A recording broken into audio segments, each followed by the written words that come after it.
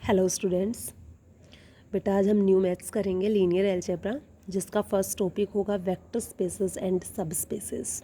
Okay, vector spaces से पहले हम दो डेफिनेशन देखते हैं, internal and external binary operation.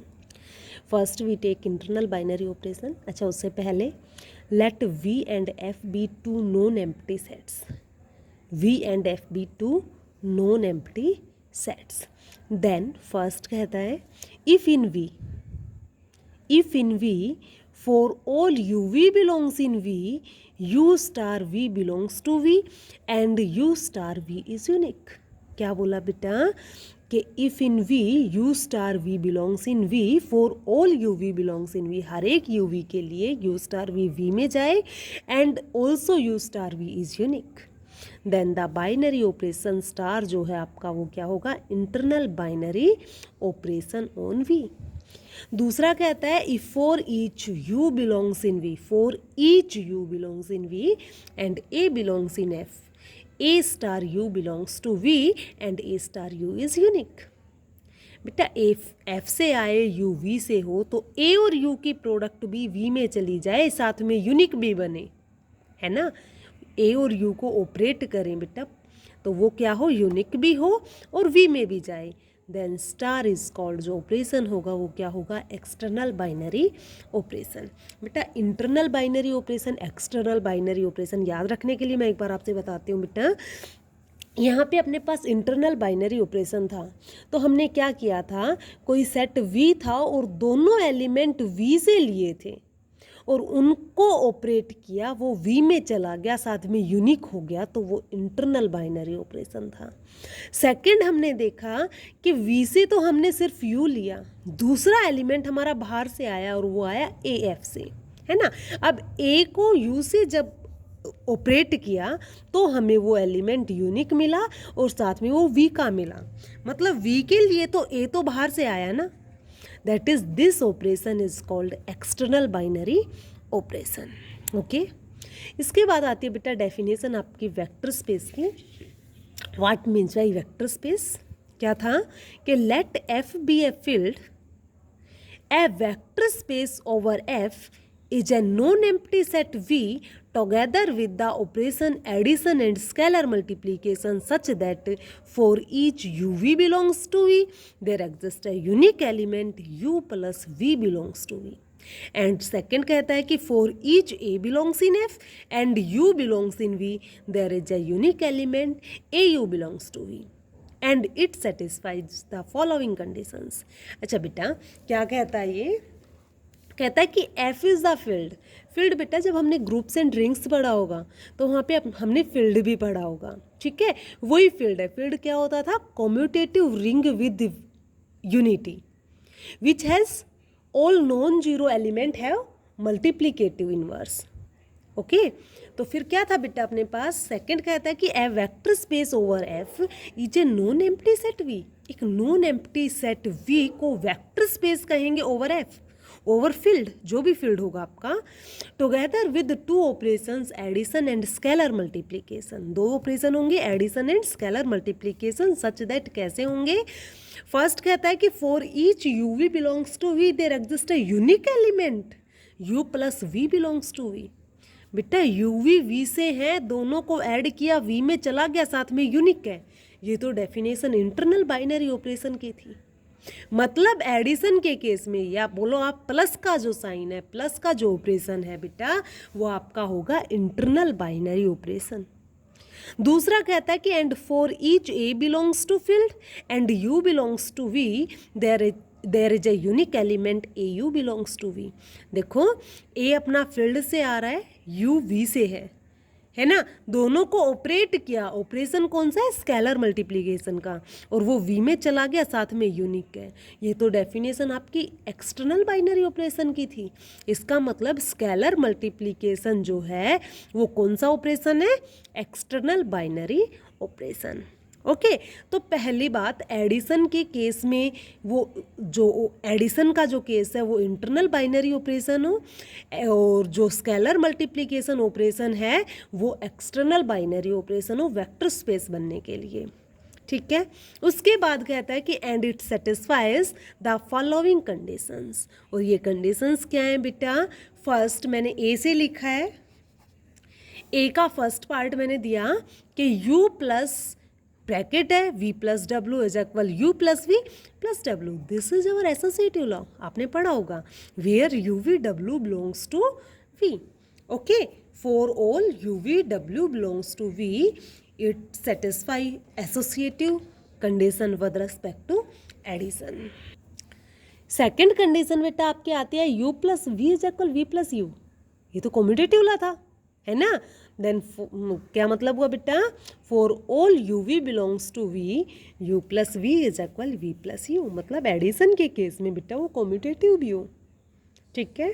Third आपके पास आता है एग्जिस्टेंस ऑफ आइडेंटिटी एलिमेंट, ठीक है, क्या, there exist an element zero belongs to V such that you plus zero is equal U is equal zero plus U, मतलब addition के case में जीरो उसकी आइडेंटिटी एलिमेंट भी हो, ओके।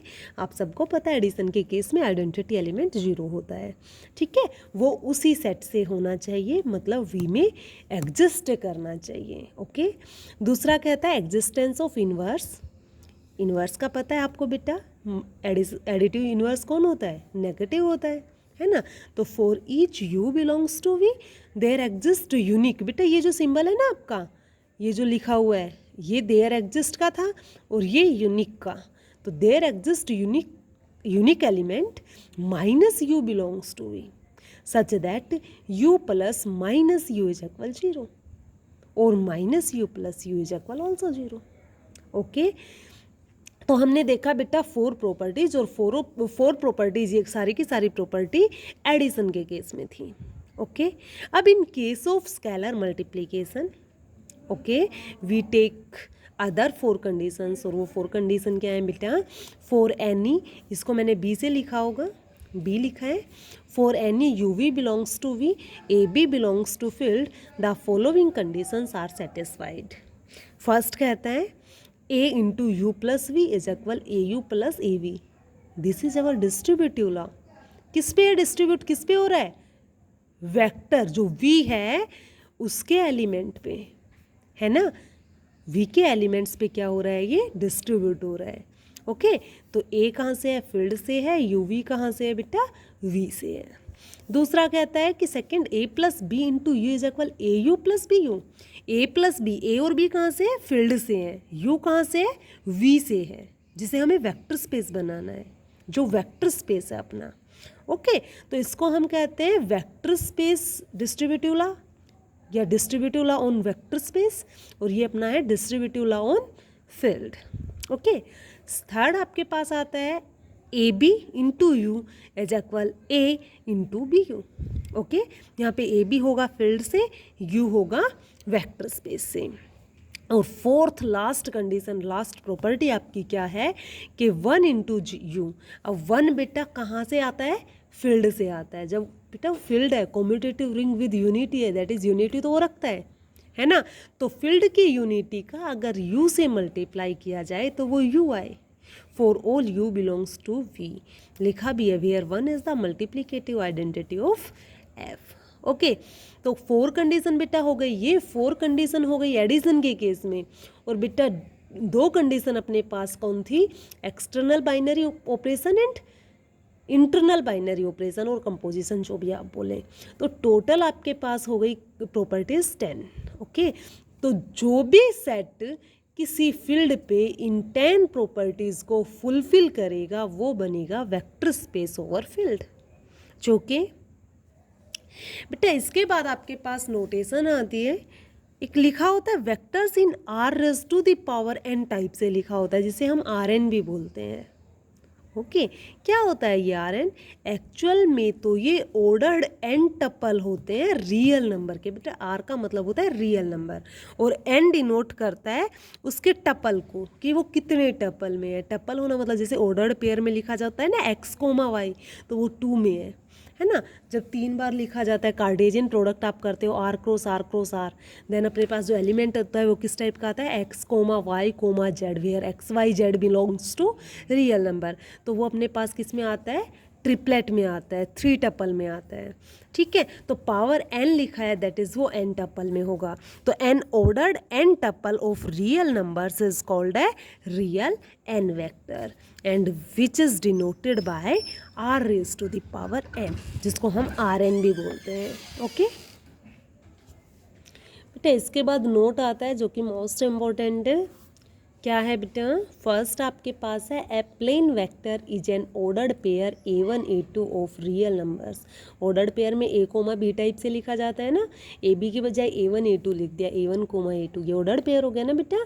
तो कहता है कि प्लेन वेक्टर जो होता है वो ordered pair of real numbers होता है, okay. A plane vector is an ordered pair a1 a2 of real numbers. कहता है दूसरा क्या कि the set of plane vectors is denoted by v2, v2 से लिखा जाता है generally. This is a Cartesian product. है क्या ये ऑर्डर्ड पेयर में लिखा गया है, दोनों एलिमेंट रियल से हैं, इसका मतलब ये तो r क्रॉस r का एलिमेंट है ना। इसका मतलब तो which is a Cartesian product r cross r and it is an r square, that is vector, plane vector जो होगा वो कौन होता है अपना r स्क्वायर, ओके। सेकंड अपना है बेटा स्पेस वेक्टर। ये था अपना प्लेन वेक्टर, अब है अपना space vector. A space vector is an ordered tuple a1 a2 a3, 3 tuple में आएगा बेटा ऑफ रियल नंबर्स। मतलब ये तो r क्रॉस r का एलिमेंट है, 3 टाइम r का, that is r3, that is r³ type से जो लिखा जाता है ना। तो a space vector is an ordered triple a1 a2 a3 of real numbers. The set of all plane vectors is denoted by, बेटा plane vector नहीं, गलत लिखा गया, space vector.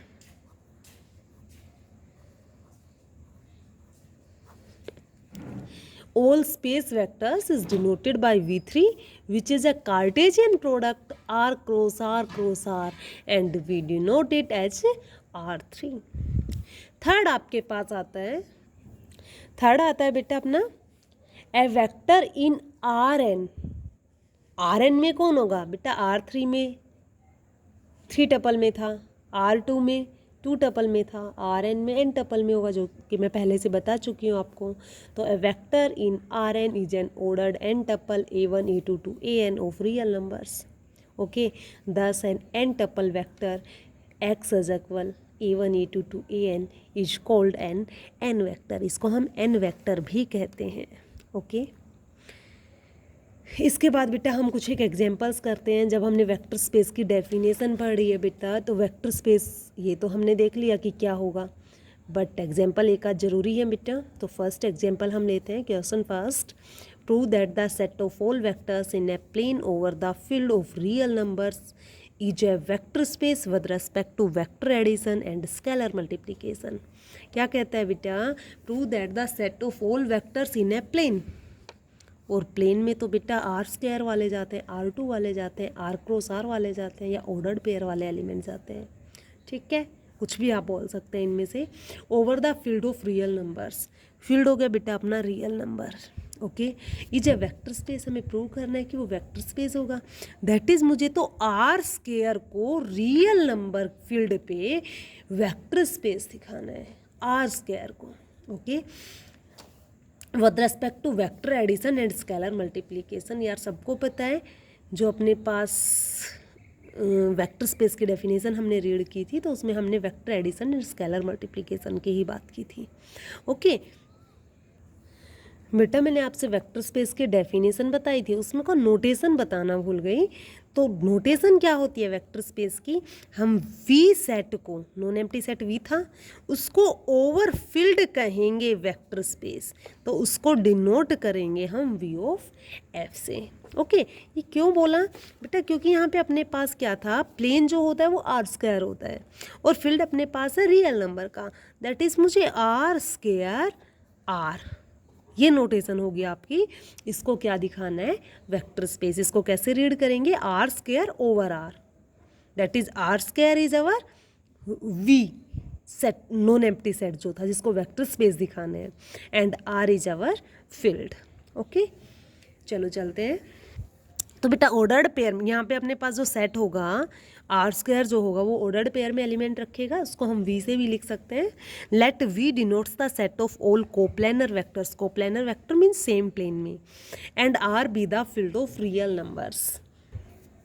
Then the elements of V are the ordered pairs x y. भाई V के element x y ordered pair में होंगे obviously, क्योंकि वो आर स्क्वायर के एलिमेंट है।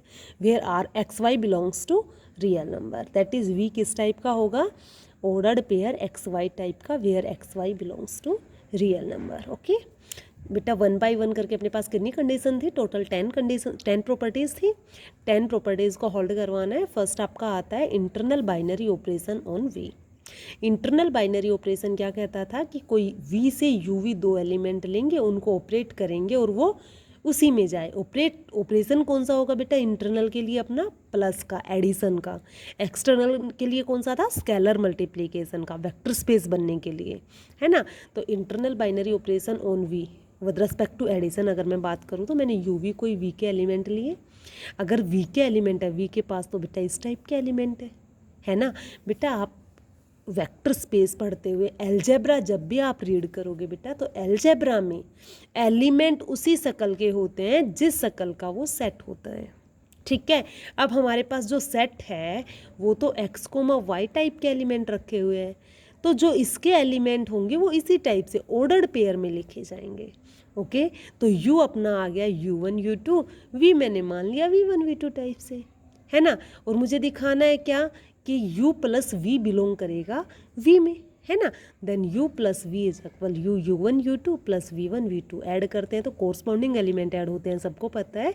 तो क्या आ गया u1 plus v1 coma u2 plus v2। Okay, अब u1 u2 दोनों रियल से थे, है ना, तो u1 प्लस और v1 v2 भी रियल से थे, तो u1 प्लस v1 भी रियल में जाएगा, u2 प्लस v2 भी रियल में जाएगा। तो ये भी रियल का एलिमेंट कोमा ये भी रियल का एलिमेंट, और ये तो ऑर्डर्ड पेयर बन गया, है ना। और ऑर्डर्ड पेयर किस में होता है, प्लेन में, मीन्स ये तो v में गया, है ना। तो hence addition is the internal binary operation. Okay, इसके बाद अपने पास आता है external binary operation on v। कहता है फॉर यू, अब यहाँ पे क्या दिखाना है, एक फील्ड का एलिमेंट लेना है, एक वी का एलिमेंट लेना है ना। फील्ड के एलिमेंट को यू के साथ ऑपरेट करेंगे और वो वी में जाना चाहिए, यही था। तो हमने for u is equal u1 u2 belongs to V, V का कोई एलिमेंट लिया u, जिसको हम u1 u2 से लिख रहे हैं। दूसरा कोई एलिमेंट लिया हमने अल्फा रियल नंबर से, फील्ड अपना रियल नंबर का। एक्चुअल में तो u1 u2 भी रियल से हैं, है ना, क्योंकि आर स्क्वायर का है। अल्फा दूसरा हमने रियल जो हमने फील्ड लिया वहाँ से लिया। देन कहता है alpha into u1 u2 is equal, जब मल्टीप्लाई करते हैं तो हर एक एलिमेंट से मल्टीप्लाई होता है। Alpha u1 coma alpha u2, alpha और u1 दोनों रियल तो दोनों की प्रोडक्ट रियल, अल्फा और u2 दोनों रियल दोनों की प्रोडक्ट रियल, मतलब ये तो रियल का ऑर्डर्ड पेयर आ गया, है ना। और ऑर्डर्ड पेयर तो किस में जा रहा था, प्लेन में, मीन्स वी में जा रहा था। इसका मतलब स्केलर मल्टीप्लिकेशन जो है वो क्या है, एक एक्सटर्नल बाइनरी ऑपरेशन। ओके, इसके बाद हम ए से लिख रहे थे। फर्स्ट क्या था आपके पास, एसोसिएटिविटी। वी नो दैट बेटा for you V W belongs to V. आप ऐड करके देख लेना, u plus V plus W is equal U plus V plus W. अगर आप थोड़ा सा खोल के लिखना चाहो तो बेटा वही सब, u को हम लेंगे u1 u2, v को हम लेंगे ऑर्डर पेयर में v1 कोमा v2, w को ले लेंगे w1 कोमा w2। ठीक है, इनको पहले लेफ्ट हैंड साइड को सॉल्व करना, फिर राइट हैंड साइड को सॉल्व करना, दोनों इक्वल आएंगे, हैंस एसोसिएटिविटी होल्ड। ओके, ये सब आप कर लोगे बेटा, इसलिए मैं छोड़ रही हूँ क्योंकि जो वीडियो अपनी बहुत लेंथी हो जाएगी, है ना, तो इसलिए ये सब आप लिख सकते हैं, कर सकते हैं। इसके बाद आता है सेकंड आपका कम्यूटेटिविटी। तो कम्यूटेटिव में भी आपको पता है रियल नंबर कम्यूटेटिव होता है, कैसे भी आगे पीछे करके ऐड कर सकते हो। तो u plus V is equal V plus U होगा। ओके, थर्ड आपके पास आता है एग्जिस्टेंस ऑफ एडिटिव आइडेंटिटी। अब बेटा जब एडिटिव आइडेंटिटी की बात करते हैं तो मेरे पास 0 0 ऑर्डर्ड पेयर की बात कर रहे हैं, जो आर स्क्वायर उसमें ऑर्डर्ड पेयर टाइप के एलिमेंट आएंगे, और ऑर्डर्ड पेयर में जो एलिमेंट ए कोमा बी होगा वो ए बी दोनों रियल से होंगे, है ना। तो 0 भी तो रियल है, तो इसका मतलब 0 कोमा 0 ऑर्डर्ड पेयर में है, वो भी किस में जाएगा, वी में जाएगा, है ना। और उसको किसी भी यू में ऐड करोगे तो वो यू मिलेगा। तो for every vector u belongs to v there exist a zero vector 0 belongs to v such that u plus 0 is equal 0 plus u is equal u। इसको जनरली अगर आप लिखना चाहो तो u को आप लिखोगे u1 कोमा u2 और प्लस ये हो गया अपना 0,0 इज इक्वल, जब ऐड करोगे तो कॉरस्पॉन्डिंग एलिमेंट होते हैं u1 plus 0 coma u2 plus 0, मतलब वही चीज़ आ गई ना u1 कोमा u2। ये तो कौन था अपना u था, है ना, ये क्या अपना u प्लस 0। ठीक है, वही चीज़ है, कर लेंगे आप, ज़्यादा नहीं बढ़ाना चाह रही वीडियो। इसके बाद अपने पास आता है existence of additive inverse. Additive inverse कौन होता है बेटा, नेगेटिव होता है, सबको पता है। तो कहता है कि for every vector u belongs to v there exist a vector minus u belongs to v such that this.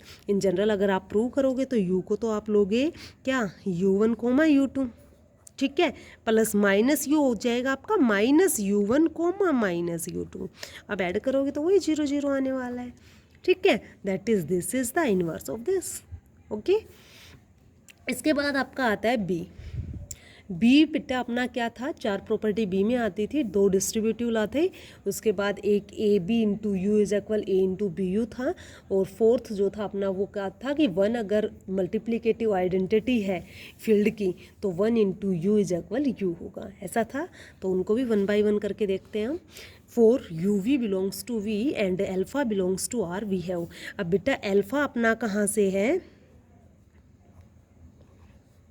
Alpha कहाँ से, अपना रियल नंबर से है, यू वी कहाँ से है, वी से है, ठीक है। इसका मतलब इसको भी हम अगर वैसे सॉल्व करके लिखे तो क्या आ जाएगा, अल्फ़ा इंटू यू कौन है, u1 कोमा u2, ठीक है, प्लस पहले लिखना पड़ेगा where u is equal this and v is equal v1 comma v2, ठीक है। इनको सॉल्व करोगे तो बेटा क्या आने वाला है, अल्फ़ा इसके साथ भी मल्टीप्लाई में, इसके साथ भी मल्टीप्लाई में, इन लास्ट इनको अलग अलग सॉल्व करके लिखोगे तो अपने पास alpha into you plus alpha into V type से आ जाएगा, ठीक है। सेकंड अपना आता है for u belongs to V and alpha beta belongs to R we have this, alpha plus beta into you is equal होगा alpha u plus beta u, understood है बेटा। थर्ड आपके पास है for u belongs to V and a B belongs to real number we have, always बेटा associative law hold करता है क्योंकि सारे रियल नंबर हैं, एल्फा बीटा भी रियल नंबर है, और यू में जो u1 u2 टाइप से लिखा जाता है वो भी कौन होते हैं, रियल नंबर होते हैं, और real number associative law hold करते हैं, तो यहाँ भी कोई दिक्कत नहीं आने वाली। फोर्थ आपके पास आता है for u belongs to V and 1 belongs to R. अब बेटा 1 की यू से मल्टीप्लाई करोगे तो ऑब्वियसली यू आने वाला है ना, तो ये चारों कंडीशन भी ये फुलफिल करता है। टोटल आपके पास 10 कंडीशंस हो गई जिनको v ओवर f या v ओवर r क्या है अपना पूरी 10 कंडीशंस को फुलफिल कर रहे हैं, तो hence v of r that is r square of r is a vector space. Okay, ये बेटा आपका एक एग्जाम्पल हो गया वेक्टर स्पेस का। आगे और भी कुछ एक एग्जाम्पल हम करेंगे वो नेक्स्ट वीडियो में। वेरी वेरी थैंक्स बेटा for watching this video. Now bye.